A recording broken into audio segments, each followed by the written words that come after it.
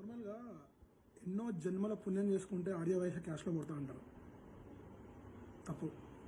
నేను ఆర్యవైశ్య కమ్యూనిటీలో పుట్టాను. ఎన్నో జన్మల పాపం చేసుకుంటే పుట్టాను అనిపిస్తుందండి. సీరియస్గా నేను గత 4 సంవత్సరాలకు వెళ్ళి పెళ్లి సంబంధాలు చూస్తున్నాను. 4 సంవత్సరాల ముందు మేము చదవాలి, సెటిల్ కావాలి, జాబ్ తెచ్చుకోవాలి, అప్పులన్నీ తీర్చాలి, బ్యాంక్ బ్యాలెన్స్ చేసుకోవాలి. అప్పుడు మాకు ఒక కాన్ఫిడెన్స్ వస్తుంది, నేను ఒక అమ్మాయిని పెళ్లి చేసుకొని ఆ అమ్మాయిని బాగా చూసుకుంటామని చెప్పేసి. దానికి అబ్బాయిలకు టైం పడుతుంది. ఓకే, ఇదంతా ఒక process. Minimum 27 to 28 years 30 years వరకు అబ్బాయి ఈ స్టేజ్ క్రాస్ చేసి వస్తాడు. ఓకే, ఇప్పుడు ఒక 28 years అబ్బాయి మంచిగా సెటిల్ అయ్యి మంచిగా జాబ్ తెచ్చుకొని మంచి పొజిషన్లో ఉండి ఒక పెళ్లి సంబంధానికి వెళ్తే ఎలా ఉంది తెలుసా పరిస్థితి? అసలు ఫోన్ చేయగానే ఏమంటారా అంటే, మీకు ఎన్ని కోట్లు ఉన్నాయి, ఎన్ని కోట్లు ఉన్నాయి? First question. మీకు తినడానికి తిండి ఉంటుందో లేదో తెలీదు, ఇంట్లో టీవీ ఉండదు, ఫ్రిడ్జ్ ఉండదు, కిరాయి ఇంట్లో ఉంటారు, చిన్న చిన్న పల్లెటూరులో ఉంటారు, తిరగడానికి కారు కూడా ఉండదు. మీకు కోట్లు కావాలి. ఎందుకండి మీకు కోట్లు? నాకు అర్థం కాదు. ఎందుకండి మీకు కోట్లు? మీ అమ్మాయి కోట్లు తింటారా ఇంటికి వచ్చి? మా ఇంట్లో ఆల్రెడీ 4 ఉన్నాము, ఒక 5వ పర్సన్ వస్తారు అంతే. మేము 4 కాకుండా ఇంకా మీ అమ్మాయి ఏమైనా ఎక్కువ తింటారా? మా 4 కలిపి తినేది కాకుండా ఇంకా మీ అమ్మాయి ఏమైనా ఎక్కువ తింటారా? మేము 4 చూసుకొని ఒకరినొకరు చూసుకుని కాకుండా మీ అమ్మాయిని ఎక్కువ ఇంకా వేరే ఏమని చేయాలా? ఎందుకండి అంత రిక్వైర్మెంట్? నాకు అర్థం కాదు. అరే ఎంత దారుణంగా ఏంటంటే పరిస్థితి, ఈక్వాలిటీ అనేది లేదు. చిన్న చిన్న పల్లెటూరులో కూడా కోటీశ్వర్లు కావాలి. నాకు 40 లక్షల ప్యాకేజ్ అండి, నేను కేరళలో ఉంటాను, నాకు 10 కోట్లు వస్తుంది, సొంత ఇల్లు ఉంది, బ్యాంక్ బ్యాలెన్స్ ఉంది, నథింగ్. ఇవన్నీ వేస్ట్, ఇవన్నీ ఏమనికి రావు.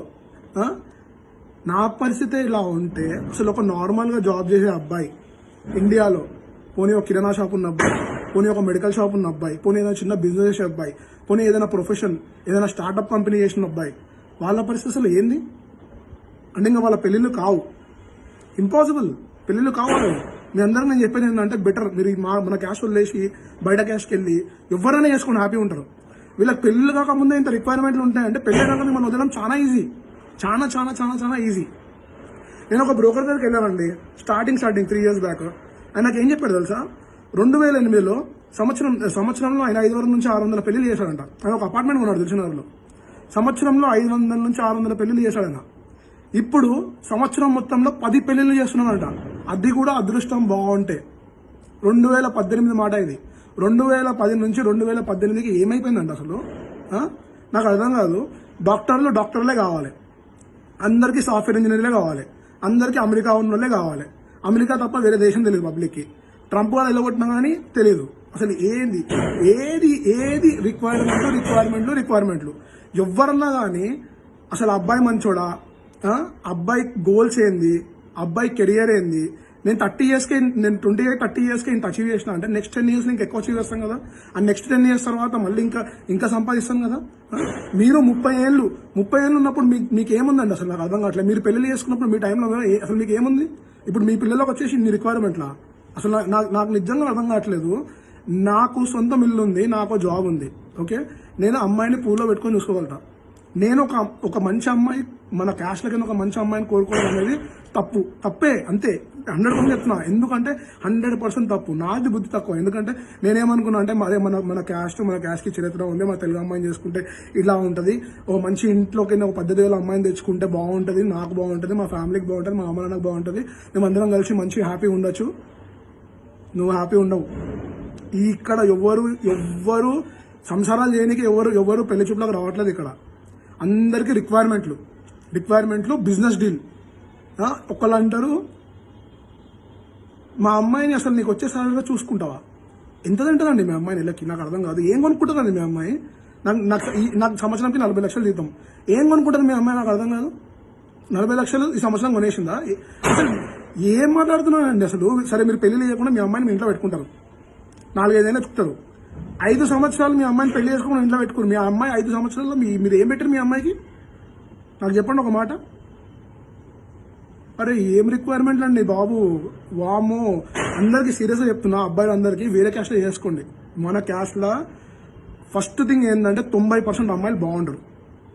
మనం కాంప్రమైజ్ అయ్యి సరే అమ్మాయిలు బాగాలేకపోతే పర్వాలేదు, కొంచెమన్నా మన తెలుగు అమ్మాయి మన క్యాస్ట్ అమ్మాయిని మనం కాంప్రమైజ్ అయితే అని మనం కాంప్రమైజ్ అవుతున్నాం అనుకుంటున్నాము. కానీ వాళ్ళకి అది కాంప్రమైజ్ కాదు. వాళ్ళ రిక్వైర్మెంట్లు మామూలుగా ఉండవు అసలు. వామో అరే ఒక బుక్ రాయొచ్చు ఏందండి బాబోయ్. అసలు చిన్న ఊర్లో చొక్కా గుండి పెట్టుకొని కూడా రాదు వాళ్ళ డాడీకి.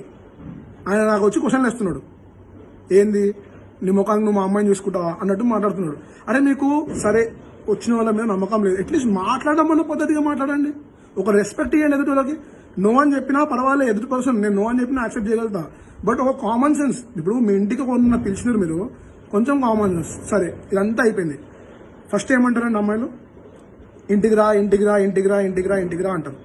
అమ్మాయి ఏముందండి, రెడీ అవుతుంది లోపల రూమ్లో కానీ బయట వచ్చి కూర్చుంటుంది, 2 నిమిషాలు తడుగుతుంది వెళ్ళిపోతుంది అంతే. మాకు ఒక అమ్మాయిని వెళ్ళి చూసిన ఆయనకి చినిగిపోతుంది. కారు మాట్లాడాలి, సరే మాకు సొంతం కారు ఉంది, ఓకే మేము మా ఫ్యామిలీని తీసుకెళ్ళాలి, ఈ మమ్మీ డాడీని తీసుకెళ్ళాలి, వాళ్ళు ఏజ్డ్ ఉంటారు. ఒక రోజు మొత్తం ప్రయాణం ఉంటుంది. సిటీలో అయితే అట్లీస్ట్ ఒక హాఫ్ డే ప్రయాణం ఉంటుంది, సిటీ బయటకు వెళ్తే 1 డే ప్రయాణం ఉంటుంది. మేము మీకోసం ఒక 1 డే మొత్తం తీసి వచ్చి మీ దగ్గరకు వస్తే మీరు ఖాళీ లోపల రూమ్లోకి బయటకు వచ్చి కూర్చొని నో అని చెప్తే వెళ్ళిపోతారు, అంతే అయిపోయింది. ఇట్లా ఎంత ఇంపాక్ట్ ఉంటుంది తెలుసా అండి. అసలు పేరెంట్స్ ఎంత ప్రెషర్ చేస్తారో నాకు తెలుసా అండి అబ్బాయిని. అరే రే రే రే రే రే రే రే సీరియస్లీ ఏ జన్మలో ఏ పాపం చేసుకున్నానో కానీ నా క్యాష్లో పుట్టినోడు చెప్పు తీసుకొని కొట్టుకోవాలి. సీరియస్ చెప్తున్నా. అసలు ఎవరన్నా అసలు నీ ఎయిమ్స్ ఏంది, అంబిషన్ ఏంది, నువ్వు సోషల్ సర్వీస్ చేస్తావా, ప్రజాసేవ చేస్తావా, నీకు ఏముంది, నీ రిక్వైర్మెంట్స్ ఏంది, అంటే నువ్వు మంచితనం అనేది ఏంది, నువ్వు ఎంత మంచి అని మనం ఎవ్వరు చూడరు.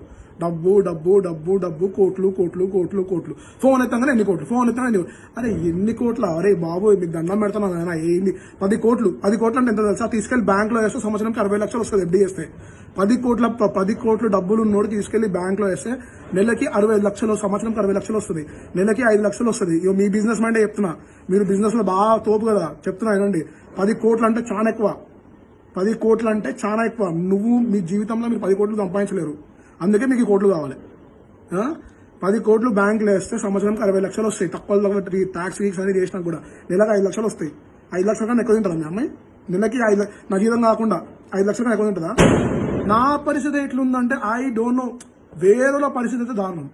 అసలు నాకు అర్థమైంది అంటే, నార్మల్ పర్సన్ ఉంటారు కదా, సాదా జీవితం చేసుకుంటా, కష్టపడుకుంటా, ఫ్యామిలీని పోషించుకుంటా, చిన్న జాబులు చేసుకుంటా, స్ట్రగ్లింగ్. నో, అసలు మీరు ఎంత కష్టపడ్డా, మీరు ఏం చేసినా మీకు వాల్యూ లేదు. అబ్బాయిలకి, ఎస్పెషల్లీ అబ్బాయిలకి మీరు అంత కలలు అంటారు, ఏంది నేను కష్టపడి చదవాలి, మంచి జాబ్ తెచ్చుకోవాలి, మంచిగా పెళ్లి చేసుకోవాలి. మీరు ఎంత కష్టపడ్డా ఆ కష్టానికి వాల్యూ లేదు. ఎందుకంటే మిమ్మల్ని మొత్తం క్వశ్చన్ చేసి మీరు ఎంత మంచి పొజిషన్ ఉన్నా మేము తీసుకునేస్తారు. అంటే ఇక్కడ లిమిట్ లేదు, 1 కోటి నో లిమిట్, 100 కోట్లు నో లిమిట్. ఎందుకంటే ఆశకు అద్దు ఉండాలంటారు. ఆశకు అద్దు, గుద్దకు సిగ్గు లేదు. మాకు ఆశ లేదు, మనకు ఆశ లేదు. ఆశకి లిమిటే లేదు అసలు. ఒక లిమిట్ అంటే ఉండాలి కదా. ఇప్పుడు సరే, అసలు నిజంగా ఒక అమ్మాయిని మీరు ఇచ్చినప్పుడు అసలు అబ్బాయికి ఒక ఇల్లు ఉండి, తనకు ఒక జాబ్ ఉండి, తను మీ అమ్మాయిని మంచిగా చూసుకుంటుందా లేదా, అవి ఏం అవసరం లేదు. కోట్లు కోట్లు కోట్లు కోట్లు. ఊరి నాయనా. అమ్మా మీ అందరికీ దండం బాబు. నా 4 ఏళ్ళ లైఫ్ బిస్కెట్ అయిపోయింది మీ దిక్కెళ్ళి. మామూలు బిస్కెట్ కాలే, 1 ఏళ్ళ బిస్కెట్ అయింది మీ వల్ల. నేను 1 ఏళ్ళ డిప్రెషన్ పోయినా. చాలు, నేను బొంగ కూడా పెళ్లి చేసుకుని నాకు మంచి క్లారిటీ వచ్చేసింది. చేసుకుంటా, వైశ్య పిల్లని మాత్రం నేను చేసుకోను. మెయిన్ లాజిక్ ఏంటంటే, ఇక్కడ అమ్మాయిల రిక్వైర్మెంట్లు వేరు, వాళ్ళ అయ్యల రిక్వైర్మెంట్లు వేరు, వాళ్ళ అమ్మల రిక్వైర్మెంట్లు వేరు, మళ్ళీ ఆ అమ్మాయికి వాళ్ళ అన్నదమ్ములు చెల్లెలు ఉంటే మళ్ళీ వాళ్ళ రిక్వైర్మెంట్ వేరు. ఇంతమందిని సాటిస్ఫై చేసే కెపాసిటీ ఉన్న వాళ్ళు ఎవరు ఉంటారో నాకు తెలియదు. నిజంగా అట్లా ఎవరైనా ఉంటే పెళ్లి చేసుకున్నాం తల్లి. సీరియస్గా పెళ్లి చేసుకోండి.